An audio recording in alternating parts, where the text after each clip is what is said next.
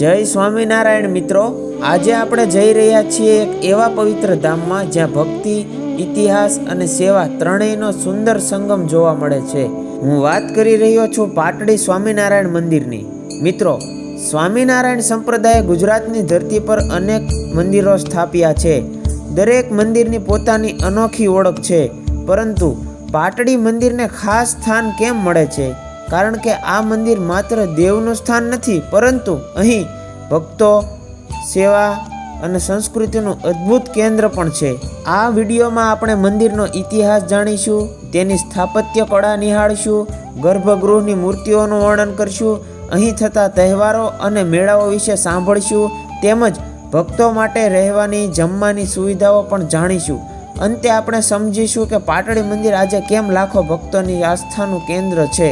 તો ચાલો મિત્રો, પાટડીના આધ્યાત્મિક પ્રવાસની શરૂઆત કરીએ. મિત્રો, સૌ પ્રથમ આપણે જાણીએ કે પાટડી મંદિરનો ઇતિહાસ શું કહે છે. પાટડી સુરેન્દ્રનગર જિલ્લામાં આવેલું એક પ્રાચીન ગામ છે. આ ગામ પહેલાં રાજવી કાળમાં પણ જાણીતું હતું. અહીંના લોકો સદીઓથી ધાર્મિક ભાવનાઓથી ભરપૂર છે. ભગવાન સ્વામિનારાયણ, જેમને આપણે સહજાનંદ સ્વામી તરીકે ઓળખીએ છીએ, તેમણે સમગ્ર ગુજરાતની યાત્રા કરી હતી. તેઓએ નાના નાના ગામોમાં જઈને ભક્તોને સદાચાર, સેવા અને ભક્તિનો સંદેશ આપ્યો. તે જ સમયે પાટડી ગામમાં પણ તેઓ આવ્યા હતા. સ્થાનિક લોકોએ મહારાજને ખૂબ શ્રદ્ધાથી આમંત્રિત કર્યા. અહીં મહારાજે ઘણા દિવસો રોકાઈને ભક્તોને ઉપદેશ આપ્યો.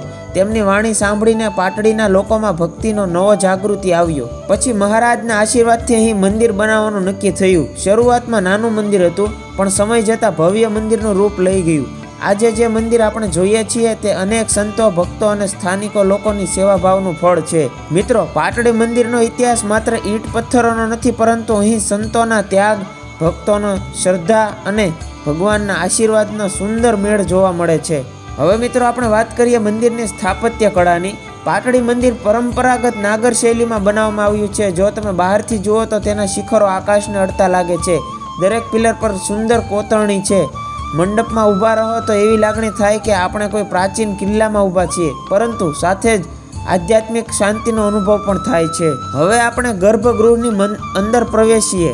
અહીં સૌથી મુખ્ય સ્થાન પર છે શ્રી સહજાનંદ સ્વામિનારાયણ ભગવાનની મૂર્તિ. અતિશય સુંદર, શાંત અને દેવી અભિવ્યક્તિ ધરાવતી આ મૂર્તિ જોઈને ભક્તો ભાવ વિભોર થઈ જાય છે.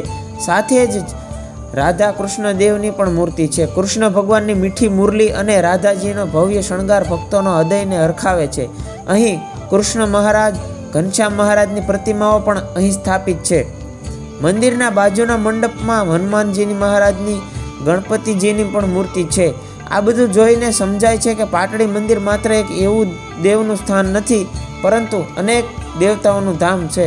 મિત્રો, મંદિર માત્ર પથ્થરનું નથી, પરંતુ જીવંત છે, કારણ કે અહીં દરરોજ ભગવાનની સેવા ચાલે છે. સવારે મંગળ આરતીમાં સેંકડો ભક્તો હાજર રહે છે. મંદિરમાં ઘંટનો નાદ, નગારા, ભજન આ બધું સાંભળી મન આનંદથી ઝૂમી ઉઠે છે.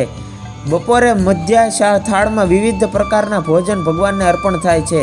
સાંજે ફરી આરતી થાય છે અને રાત્રે શયન આરતી, જ્યારે ભગવાનને આરામ આપવામાં આવે છે, તે ક્ષણ પણ અતિશય ભાવુક બને છે. પાટડી મંદિર તહેવારોમાં તો સ્વર્ગ સમાન લાગે છે. જન્માષ્ટમી પર અહીં વિશાળ ઉજવણી થાય છે. કૃષ્ણ જન્મોત્સવના સમયે આખું મંદિર ઝગમગતું રહે છે. રામનવમી, દિવાળી, દરેક પર્વ હજારો ભક્તો ભેગા થાય છે. મિત્રો, પાટડી મંદિરની એક ખાસિયત છે, એ છે કે અહીં ભક્તોની સુવિધા માટે અદ્ભુત વ્યવસ્થા છે. મંદિર પાસે ધર્મશાળા છે. અહીં સ્વચ્છ રૂમ્સ, પાણી, વીજળી સુવિધા છે. ભક્તોને મફત પ્રસાદ મળે છે. ખાસ તહેવારોમાં હજારો લોકો માટે ભોજનની વ્યવસ્થા કરવામાં આવે છે. અહીં આવીને કોઈ યાત્રિક અજાણ્યા જેવો અનુભવ કરતો નથી. બધું ઘર જેવું લાગે છે. સ્વામિનારાયણ સંપ્રદાયે માત્ર મંદિરો નથી બાંધ્યા, પરંતુ સમાજ સેવાના અનેક કાર્યો પણ કર્યા છે. પાટડી મંદિર પાસે ગૌશાળા છે, જ્યાં સેંકડો ગાયોની સેવા થાય છે. અહીં સંતો શિક્ષણ સેવા, આરોગ્ય સેવા, આપત્તિ સમયે ભોજન પાણીની સેવા કરે છે. આ કારણ છે કે પાટડી મંદિર માત્ર ધાર્મિક સ્થાન નથી, પરંતુ સેવા કેન્દ્ર પણ છે. મિત્રો, અંતમાં ચાલો આપણે સમજીએ કે પાટડી મંદિર આપણને શું શીખવે છે. સ્વામિનારાયણ ભગવાનનો સંદેશ છે કે ભક્તિ કરવી, સેવા કરવી અને સદાચારી જીવન જીવવું. પાટડી મંદિર આ ત્રણેય બાબતોનું જીવંત કેન્દ્ર છે. અહીં આવતા દરેક ભક્તને આધ્યાત્મિક શાંતિ મળે છે. જો તમને ક્યારે પાટડી આવવાની તક મળે તો અવશ્ય અહીંના દર્શન કરી સંતોના આશીર્વાદ લઈને જશો. આ હતો સ્વામિનારાયણ મંદિર પાટડીનો નાનો એવો ઇતિહાસ. મિત્રો, વિડીયો ગમ્યો હોય તો લાઈક કરી દેજો, શેર કરી દેજો અને ચેનલને સબસ્ક્રાઈબ કરવાનું ભૂલતા નહીં. જય સ્વામિનારાયણ મિત્રો.